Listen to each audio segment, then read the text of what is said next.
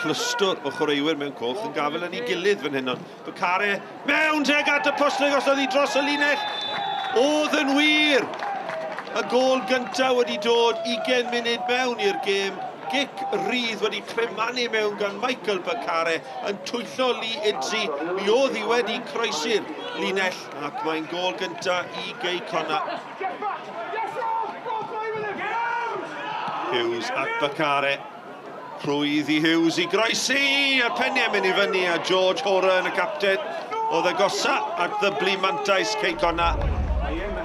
Owen cyfle mergyd a fel y cwrt Cosby ar ei drod chwyth yn chwilio am le i grymannu ddi. Gyna Caerfyrddin yn dwy'n y bel.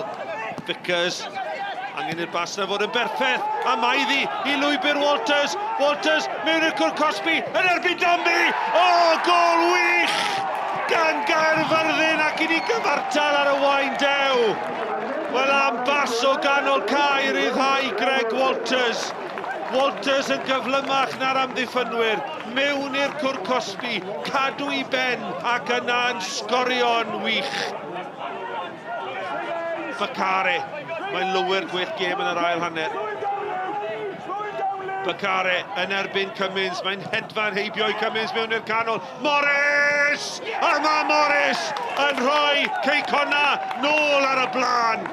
Y croesiad gan Bacare. Callum Morris a'r cyffyrddiad cyntaf hyfryd ar ail i giro Lee Idzi. Baldwin ar gic rydd i Caerfyrddin. Bowen yn codi. A mae'n drosedd gan Michael Wilde ar Luke Bowen. Pimp i Gei Connah yn y wal am ddiffynol o gwmpas y wal o mewn! A mae Luke Cummings wedi dod â Caerfyrddin yn gyfartal am yr eildro. Ergyd enfawr i Gei Connah, 8 munud yn weddill, a mae'r hen air nôl yn y gêm unwaith eto. Michael Parker, tuag at Owens. Owens ar peniad. Coultres yn colli allan at Disney. Disney at Owens. Mae yna drosedd fan hyn.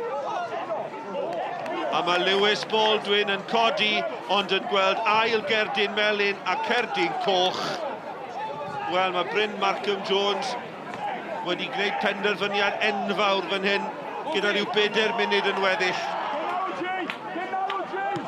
Nôl mae'n mynd i'r canol, allan gan y capten Sermon, am ddiffyn arwrol, gan Caerfyrddin y dymal Thomas. Thomas yn parhau i fynd, Coultres ar bel, Coultres a mae Liam Thomas ar bel. Thomas! Mewn i'r cwrt Cosby, mynd i'r llawr, cic o smotin i Caerfyrddin!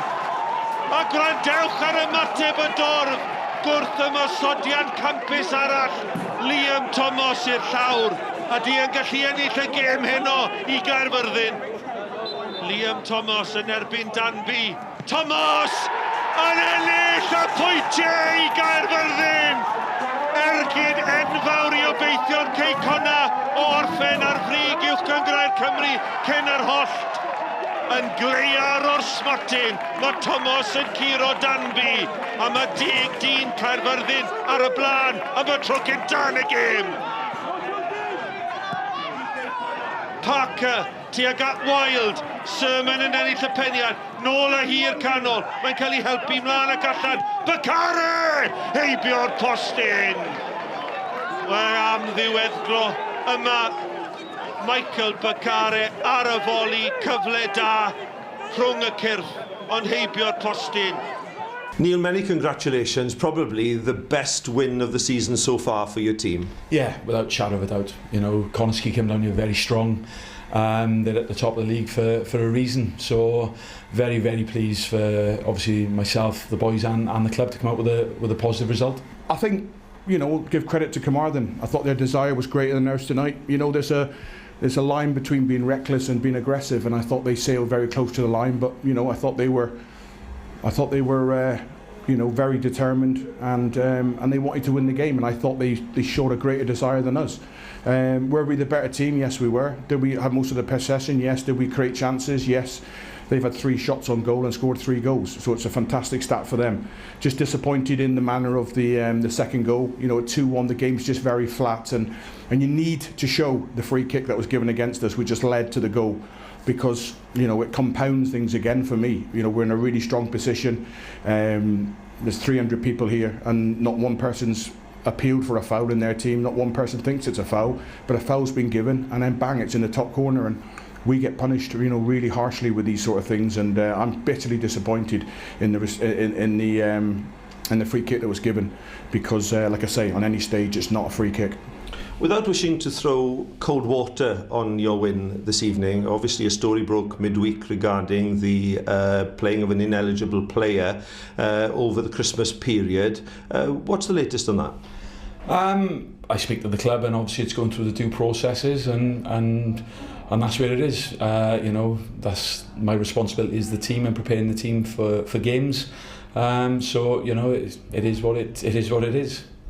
There are 10 games to go now in the league, Neil. Your team is towards the bottom, but of course you could either look at it as if your glass is half full or half empty. How do you go into the last 10 games and prepare your team for the challenges ahead? Half full, definitely. It's a great opportunity for us to kick on from today. We've got a capable bunch, an honest bunch of lads who work hard. I think we're improving week after week. There's some blips along the way. It's a long-term process, but yeah, why not? I think, like I said, if we play and show the character that we did today, there's no reason why we can't continue to pick up positive results. How disappointed are you that Connah's Key are not at the top of the league now? We have reached the split. Makes no odds to me whatsoever whether we were top tonight, second, third. This is the business end now. It starts now. We've got 10 games left, and it's about now going away, looking at things that aren't right, and making sure we improve on them. I've said it now for a few weeks, we can't keep getting away with playing right backs at left back and playing midfielders at centre half, and then trying to fill in holes, because we've got 3 or 4 injuries. We lost Ryan Wignall this week, Lawrence Wilson, Declan Poole. These are big losses to us, and it'll catch up with you eventually. Sometimes you can paper it over and get away with it, but tonight we didn't, and we made some really poor decisions. At the very least, we come away with a 2-2, but fantastic credit to Caerfyrddin for the way they snatched it at the end, and it's a hard one for me to take, but credit to Caerfyrddin.